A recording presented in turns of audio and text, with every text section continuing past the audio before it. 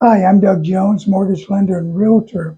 And yesterday, I work in a building that has 9 stories. And there's an elevator. I took the elevator down as I was leaving yesterday, and I bumped into a young fellow, and we started talking. And he's from the area. He's lived here his whole life, and looks like about 22, 23 years old. And he asked me what I did for a living, and I was telling him about mortgages and real estate.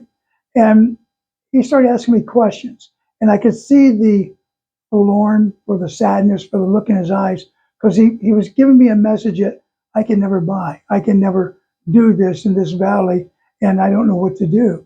And so I talked to him for a while, and as we talked, the first thing I told him was to keep his credit excellent, keep his credit as good as he always can, be aware of his credit score, keep his credit score high. The next thing was save money. Just save money every way he can, put the money aside, don't touch it and save it.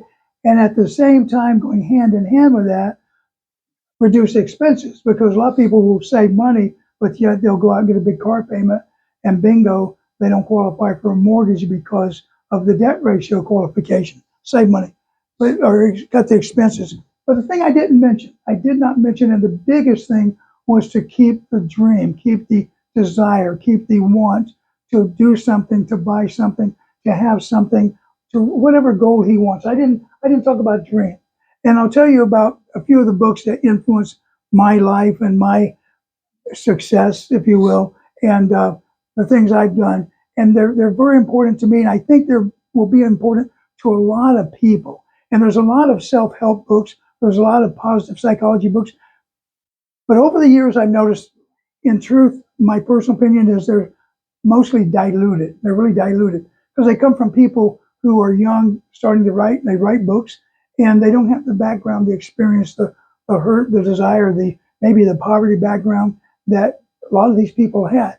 And one of the books is The Power of Positive Thinking. That was a real popular book in the 50s. It's by a minister, Norman Vincent Peale, but it's an excellent book to start with.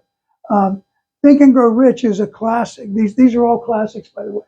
Think and Grow Rich is a classic. And you don't have to be rich, but the ideas in there, even beyond being rich, just reaching any goal, are really, really valuable and worthwhile. The Power of Your Subconscious Mind. This is by another minister. He was a divine science, a religious science minister, and he was a Jesuit. And he started right before he was ordained. He left the church. He's from Ireland, Dr. Joseph Murphy. Extraordinary. And the good thing today is you can get these on video, YouTube video. You can listen to these. You can put those earbuds in, you can drive, and you can listen to these books and these ideas. And then the last one I put up here is just a name because he's got a lot of videos, is Neville Goddard. Neville Goddard. And all of these are really, really valuable. You'll take the one that maybe resonates with you, say, okay, I want to reach a goal. I really have a dream to reach a goal. And when you want to reach a goal, you will do it because the mind is brilliant. No matter if you have a fifth grade education or a PhD, your mind is brilliant. And that's one thing that we keep forgetting to tell people. Your mind is brilliant. I tell myself, my mind is brilliant. Those D's didn't count. So anyway, but Neville Goddard is very powerful. And I know at one time in my life, I was young. We lived in an apartment. We had a baby. My wife didn't work. She took care of the baby. And I worked 70 plus hours a week. I worked at a company called Beneficial Finance, 40 hours during the week.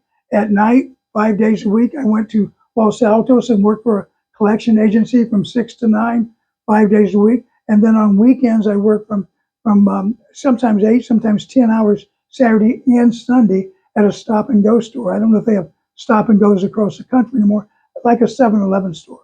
So my point is, and I never begrudged anything. It's just we were poor. I was raised poor, and I just did what I had to do. But I did have a dream, and I wanted my family, and I wanted a house, and I wanted to do things.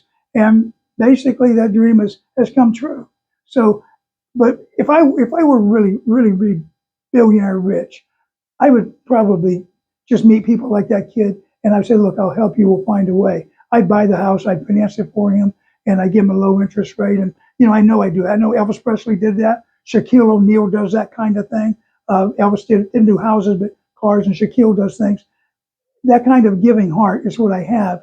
I don't have the resources to do that, but if I were, I would do that too. Everybody deserves to reach their dream in this life.